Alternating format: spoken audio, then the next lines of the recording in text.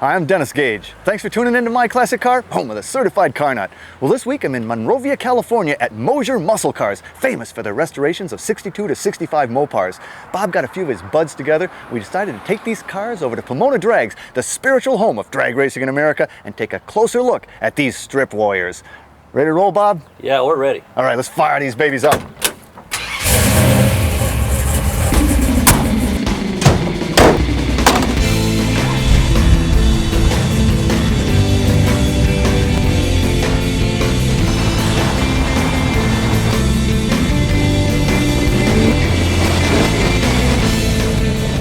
These cars were basically stripped down race cars put on the street. We beat every car in the valley with them, all the Corvettes, everybody that had anything. We'd already beat them, so we had to go to other areas to find a challenge. Nobody was ready for these cars, and they just came out and just beat everybody. They were cheaply built. Fit and finish on the cars was sloppy, but that wasn't what it was all about for the guys that like to go fast. Right. And everybody remembers these cars as, well, they were ugly or they were this or that, but these are the cars that used to beat me, guys. Yeah, or they kicked my butt on the drag strip. Yeah, they kicked my butt on the drag strip.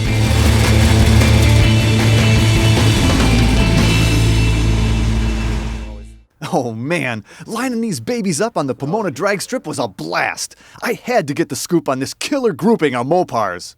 Well, you know, why these cars? Why 62 through 65? Well, for Chrysler, these were the real hot rods. These were the factory performance cars that you couldn't build. You couldn't build a car this good.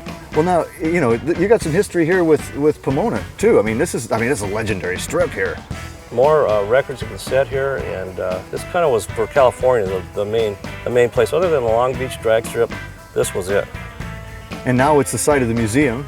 Yeah, we've got the museum up here. You know, you've got a car in the Wally Parks Museum, don't you? Oh yeah, I have a '63 Plymouth called the Melrose MUSELE. It's the number 3 car, which actually won the Winter Nationals here in 1963. Wow. Against major contenders. And so that car kind of belongs here. Absolutely. I mean, it's sort of sitting where it should be, you know? Yeah, sitting where it should be. Well, what do you say we start where it all began in '62? Oh, sure. We got 2 of them over here. Just happen to have a couple of them. Yeah, huh? yeah, I have a couple of them right here. Welcome back to My Classic Car. 62 Dodge Dart. Car that's so ugly it's cute. Yeah, that's the one. That's the one. Now tell me about this baby. Well, this was the Dodge version. It's called a Dart, stripped down 2-door sedan. This car actually has a 3-speed in it, which is what you got if you didn't order an automatic. It just came with it. And it's a 3-speed on the floor. 3-speed on the floor, Hurst shifter, all done in the factory. Very cheap interior, low-key everything, lightweight car, big engine. This car weighs with the engine almost 3,000 pounds. It's a very light car. That's it. Yeah. Well, let's look at what made it go fast. Okay. The 413 Max Wedge engine was available in these cars, and this was basically the heart of the car. If it hadn't been for these big engines, there'd be no allure to these cars, but that's what set it off. So what kind of horsepower did the 413 pump out? Probably put out about 415. In a 3,000-pound car. Right. It's a torsion bar suspension, and these cars go great straight. They're bad for cornering. You set them up, a lot of them, these old cars, you notice we have them, the noses are high. That was for weight transfer. The smaller tires that they were given, like 7-inch was the limit. They tried all these tricks of raising the nose, and these little tricks worked. So these were really drag strip terrors in their day. Oh yeah, they tore up the drag strips and toppled the records, boom, the whole deal. Man, well, let's go over and check out the Green Monster. Sure. Okay, so here we got the 62 Plymouth Belvedere, right? Yes. Well, with this one, they gave you something else to hate. If you didn't like green cars, not only was it the body style, but it was this color, right? Right. two big minuses, but now they've turned into pluses. I actually love it. I mean, green cars, you love them or you hate them, but I think this looks good in its own right. It gives it a period look. It sure does. So this would have been, and it's a stock color, I'm sure. Right, these are all factory colors. And couldn't get enough green, so we put some more in the interior, right? Right. Yes. But a completely different dash on this. Yeah, it's a Plymouth dash.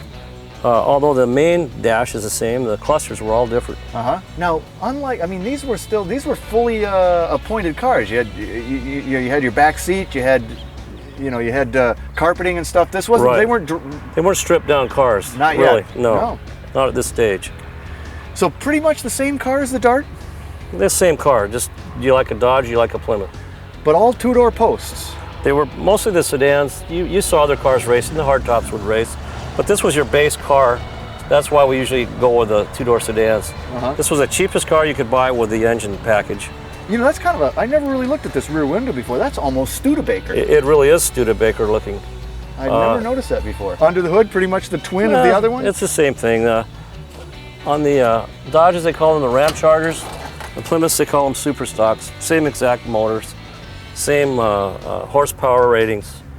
After people caught on to this, these were just purchased and heading right to the strip with them. Most of them went right to the drag strip and the boulevards too. They made a statement there also. Not bad. Yeah, that's got to be tough to be have your butt kicked by something like this.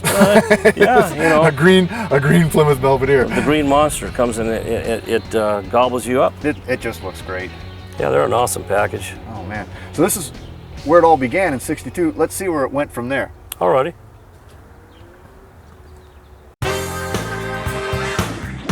Welcome back to My Classic Car. Bob Mosher lets his work speak for itself. And let me tell you, the message is loud and clear. His shop is always jam-packed with new projects and all kinds of other cool stuff. We had the rare opportunity to lure Bob out of his shop and over to the historic Pomona drag strip to show off his work. Okay, 1963 Plymouth, that's not quite as controversial in styling as the 62. No, much more subtle. This car got very popular with its body style. It's a Plymouth, it's not a Belvedere, it's a... No, this is Savoy. It's a base level car, and you notice there's almost no chrome on the whole vehicle. Yeah, no trim at all. You have a little Plymouth sign and a door handle and some bumpers, that's about it. Now how about the scoop? Is that a metal scoop? Or? Well, on this car, it's a fiberglass scoop. If you wanted to race it, you could have bought the car with an aluminum front end, which would have come with that scoop. Again, one of these true sleepers of the street. It looks kind of like an old man's car, except for the scoop and the sound of the engine. Now the cluster looks pretty similar to 62. 62 and 3 use the same steel dash, and they just changed the instrument cluster slightly. Not a big change. It was a 413 in 62, but what did we have under the hood in 63? 63, they went to a 426 engine. More cubic inches, more horsepower. But it's still a wedge, right? It's still the basic wedge configuration. Everything that was learned on the 413s was put to use on the 426 motors. A little more horsepower? A little more horsepower. Now, was it a heavier engine? No, same weight basically. That big intake there is made out of aluminum, so it looks heavy, but it's not that much weight on that. So another, just a street racing terror here. Right, another version of the early thought, and they just kept carrying this theme on up until 65. And speaking of 65, we got another Plymouth Belvedere here. Yeah, now this is the 65 version of this car here, the Savoy. Belvedere 1 was the lowest level of car you could get. And this car here is what we would call a street wedge car. Different engine. Different engine. It had a 426 engine, but it didn't have the cross ram. It was a more streetable package. Let's have a look. These just had 4 barrels on them. Oh, wow. And they weren't as tricked out as that other engine. They were basically built for guys that just want to kind of hot rod them around on the street, not serious drag racers. Here again, I mean, really low trim level in this car. There's nothing. No, they were very plain cars. Again, you weren't paying for the trim, you weren't paying for the options. You basically went for the stripped down package. Yeah, and also by now, the push buttons are gone. Yes, in '65, the government stopped all the push buttons, and they made everybody go to a standard column shift, so that everything would be the same. Although this year did have a cable shift also, but this was a changeover year. This is actually a pretty nice looking car. It's not bad, and you'll see a lot of the similar lines on the 63s. You know, big flat window there. No, these were very popular at this point. Quite a transition from the early ones. Indeed it was. You might be able to sell one of these, actually. Yeah, they sold a lot of these. They sold a lot of these. Yeah, they sold a heck of a lot. We got one more to go, right? Another 65. Right. Well, let's go check it out. Okay.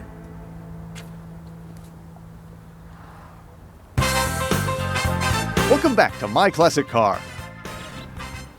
This is about as cool a grouping as you're going to get of these cars. This is pretty awesome. It's pretty rare to have this many together. Oh yeah.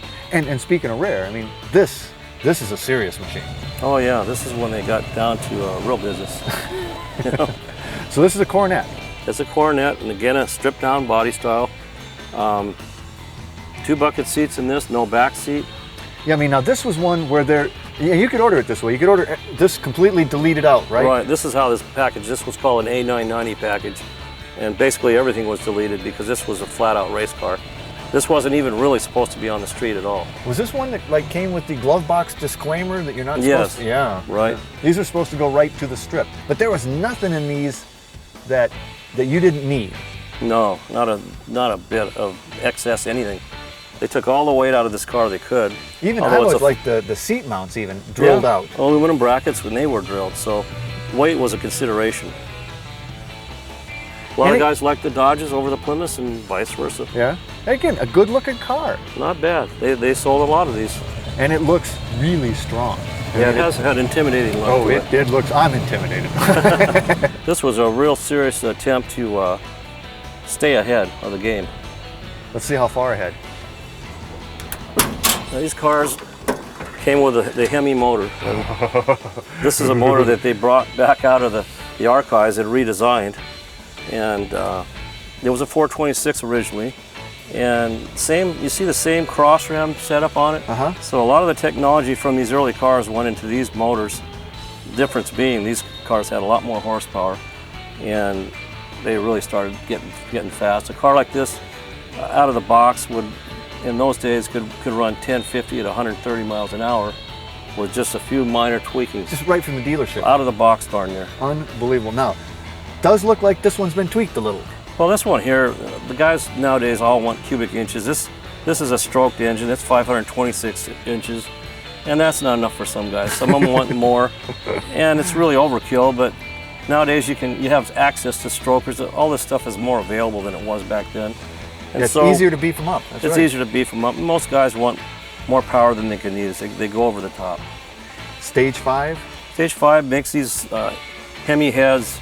They're, I hate to say it, much better than Chrysler's, and a lot of guys want those. They're just beautiful. They use them on some of the top fuel cars too. Oh, it is a gorgeous looking car. And this is your car, right? Yeah, it's my own car. I use it to show people what we do, and it's just kind of like a loaner car. You know, this is a kind of car we do. We can take them for a drive in it and show them what they're getting into.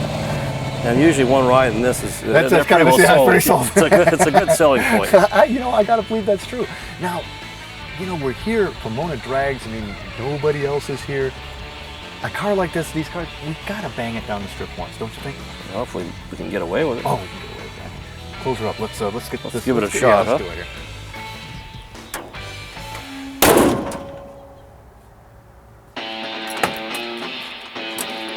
I think I'm gonna buckle up for this one. Oh yeah.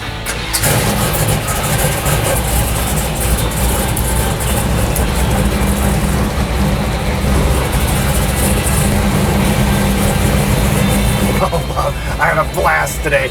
You do some fabulous cars, and you made me a believer in these early Mopar muscle cars. Let's do it. Okay.